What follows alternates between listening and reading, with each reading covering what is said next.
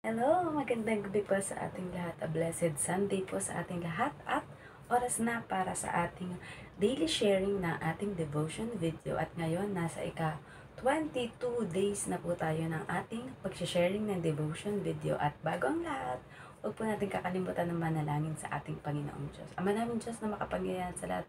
Muli, maraming salamat po Panginoon na ngayong araw Panginoon ay kami ay napuspos na inyong banal na Espiritu Panginoon at kami ay nakapagsimba sa araw na ito, Panginoon. Nagkaroon ng panibagong karunungan, Panginoon, na nagmumula sa inyo, Panginoon. At nakapag-fellowship kasama ang mga katulad namin na nananampalataya sa inyo, Panginoon. At alam namin that we are secured, that we are saved, Panginoon. At kung sakali man na kahit anong oras na dumating at ang pagbabalik na inyong anak na si Jesus, Panginoon, ay nakasisiguro, Panginoon, na kami ay makakasama sa inyong kaharian, Panginoon. At dinadalangin po namin, Panginoon, na aming mga kapatid na wala pang pagkakilala sa inyo, Panginoon.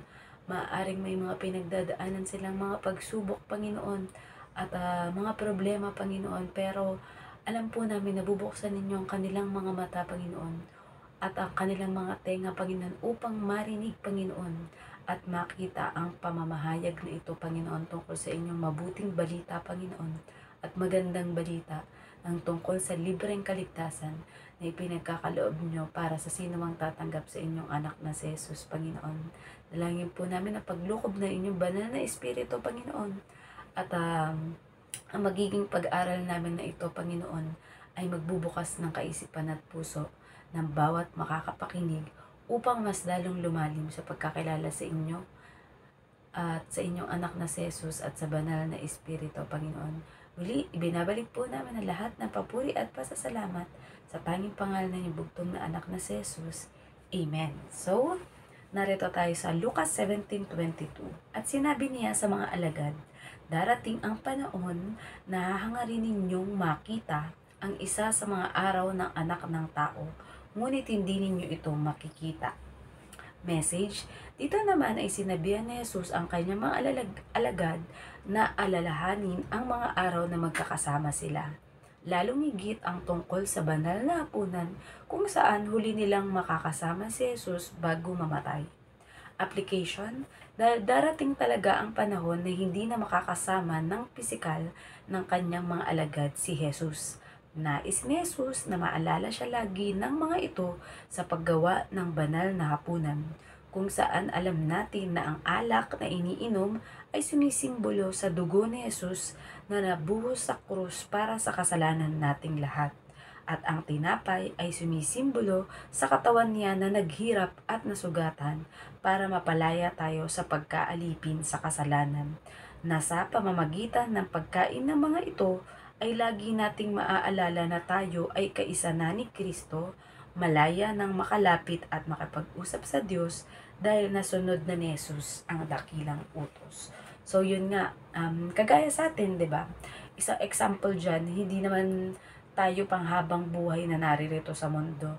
Kung pinagpala ka na umidad ka ng 60, 70, up to 100 mahigit, maiksi pa rin yun kumpara sa buhay na walang hanggan na mararanasan natin sa kaharian ng Diyos. Especially kapag tayo ay tunay na tumanggap na sa ating Panginoong Yesus bilang Diyos at tagapagligtas. And the good thing pa, pag mas lalo mo pang pinalalim ang iyong relasyon sa ating Panginoong Diyos, sa ating Panginoong Yesus, at sa banal na Espiritu, mas lalo kang mai-inlove sa ating sa Panginoong Diyos natin. Kasi makikita mo na, ay, grabe no, sobra pala yung pagmamahal sa akin ng Diyos. Yung kumbaga para sa isang anak na kahit maging suwail ka, kahit maging kriminal ka, kahit maglayas ka, kahit gaano kasama yung gawin mo sa magulang mo, lagi pa rin nandyan ang magulang mo para tanggapin ka. 'Di ba? Sabi nga, ang mga tao kapag ka nasasaktan, kapag ka nahihirapan, 'di ba? Wala ka namang ibang tatakbuhan kundi yung mismong pamilya mo, yung mismong kadugo mo, lalong higit ang mga magulang mo kung buhay pa, 'di ba? Sa kanila ka iiyak, sa kanila ka magsusumbong, talagang ilalabas mo yung lahat ng iyong hinanakit sa mundo man or kung sino man yung nakapanakit sa iyo, 'di ba?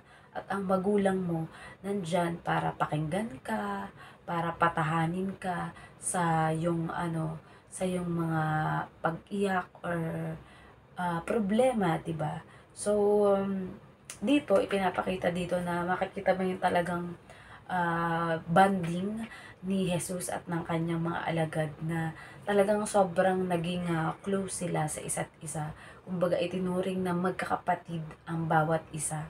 So, sa kanilang magiging paghiwa-hiwalay, dahil kailangan na bumalik na ating Panginoong Yesus sa kaharian ng Diyos, is pinapaalala niya sa kanyang mga alagad na, tandaan niyo yung mga moments na magkakasama tayong kumakain, magkakasama tayong nagkwekwentuhan, or sa hirap at ginhawa, magkakasama tayo, di ba? Sa pagmimisyon. And yun nga, kung sa bawat churches, ayan, alam ko naman na kahit iba't ibang relihiyon ay ginagawa ang tinatawag na banal na hapunan, kung saan kumakain tayo ng iba't ibang klase ng tinapay, ostya man yan, o yung talagang tinapay na walang lebadura, at ang alak, ayan, pwede kayong gumamit ng totoong alak, or pwede kayong gumamit ng grape juice lang, kahit kung ano ang inyong magagamit bilang representasyon ng dugo at katawan ng ating Panginoong Yesus. So yun, kapag ginagawa daw natin yun, kumbaga inaalala natin yung naging greatest sacrifice ng ating Panginoong Yesus para sa pagtubos ng ating kasalanan, 'di ba? Doon pa lang maiiyak ka na parang kung iisipin mo, 'di ba, na grabe no, may nag-sacrifice ng sarili niyang buhay para maligtas ako. Kumbaga, kung saan sa buhay natin yun ngayon, tatanawin mo talaga yung malaking utang na loob eh. Kumbaga, dapat mamatay tayo eh. Dapat tayo yung mamatay nun, dapat hindi tayo maisilang, 'di ba? Pero dahil sa ginawang yun ng ating Panginoong Yesus 2,000 years ago, na kung saan ay tinanggap niya ang lahat ng sumpa, lahat ng sakit, lahat ng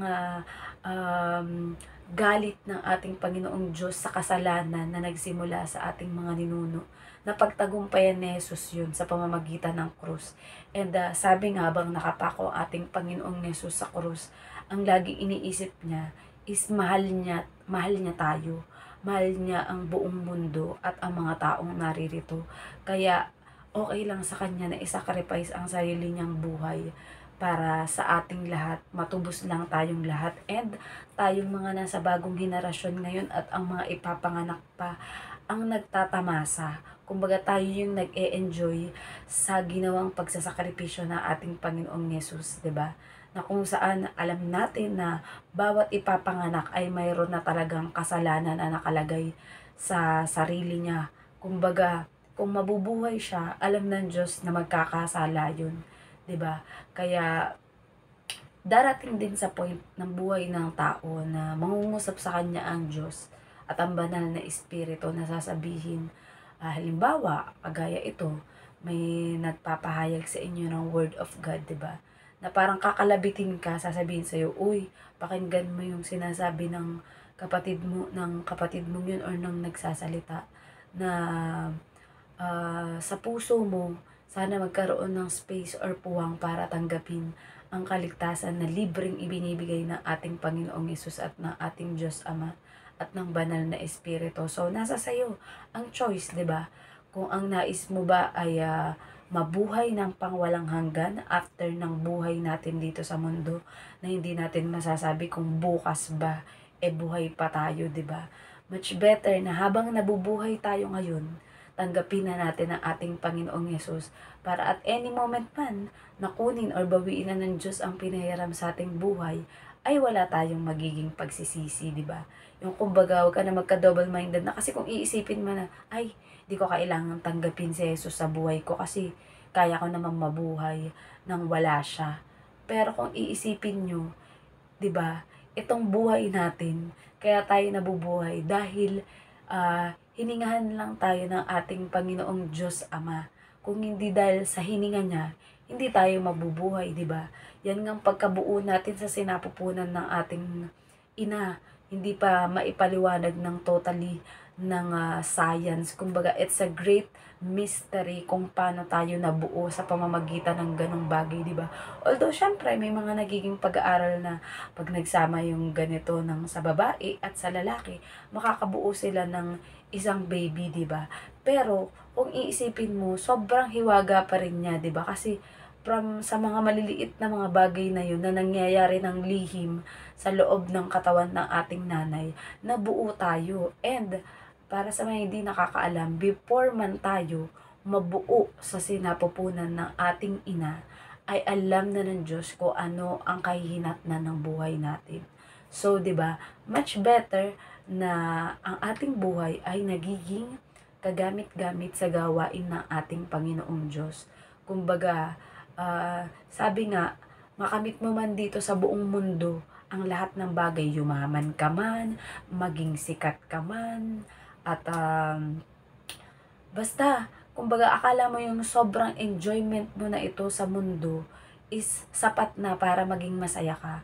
Pero mararamdaman mo sa puso mo, parang mayroong kulang. 'Di ba? And alam mo kung sino yung kulang na yan sa espasyo ng buhay mo. Walang iba kundi ang ating Panginoong Yesus. Ayan, yan ang makakapagpakumpleto ng kulang sa buhay mo. Kaya, kung hinihipo ka ng Diyos para tanggapin ang ating Panginoong Yesus, ayan, alam mo na ang panalangin ng pagtanggap, o kung hindi pa, maaari mo kaming i-message or i-replay ang mga video na ito ng pagtanggap sa ating Panginoong Yesus. Mag-pray ka lang ng taimtim at aminin sa ating Panginoong Yesus at sa ating Panginoong Diyos ang lahat ng mga kasalanan mo at hinahayaan mo na papasukin sa iyong puso at buhay ang ating Panginoong Yesus. And syempre, at kapag ginawa mo yan, you will be happy na hindi mo maipaliwanag. So, ayan, nawa po ay meron kayong natutunan sa ating simple devotion na ito, at tayo po ay mag-end sa panalangin. Ama namin Diyos na makapangyarihan sa lahat, muli, nagpapasalamat po kami, Panginoon, sapagkat mayroong paraan upang maalala namin, Panginoon, ang sakripisyo ng inyong anak na si Jesus sa krus, Panginoon, upang tubusin ang aming kasalanan sa pamamagitan ng paggawa ng banal na hapunan kung saan ang alak at ang tinapay, Panginoon, na simbolo ng dugo at katawan ni Kristo na nabayubay sa krus, Panginoon, upang kami itubusin, Panginoon, at maging malaya, Panginoon, na kung ano ang tinatamasa namin ngayon, Panginoon. Maraming salamat po, Panginoon, sa inyong anak na si Jesus, Panginoon. At nawa, Panginoon, ay maisabuhay namin, Panginoon, na lumakad, Panginoon, sa kabanalan, Panginoon, sa katwiran at pag-ibig na kagaya ng ipinamalas at ipinakita ng inyong anak na si Jesus habang nung nabubuhay pa siya dito sa mundo. Muli, Panginoon, alam namin na ang lahat ng aming panalangin, ito man ay binabanggit namin, o alam niyong nasa aming isip at puso, Panginoon, ay alam namin sasagutin niyo ito, Panginoon, kung ito ay makakabuti sa amin. Maraming salamat po sa lahat ng pagpapala, Panginoon, sa buhay at lakas, Panginoon, na kung saan ay nakakapagpuri at nakakapaglingkod kami sa inyo, Panginoon. At gamitin nyo rin po, Panginoon, ang aming buhay upang magsilbing inspirasyon at mabuting halimbawa, Panginoon, upang maipakita sa aming kapwa ang inyong dakilang pag-ibig para sa amin. Muli, binabalik po namin ang lahat ng papuri at pasasalamat sa tayong pangalan ng bugtong na anak na si Jesus. Amen. So, good night po sa ating lahat and God bless.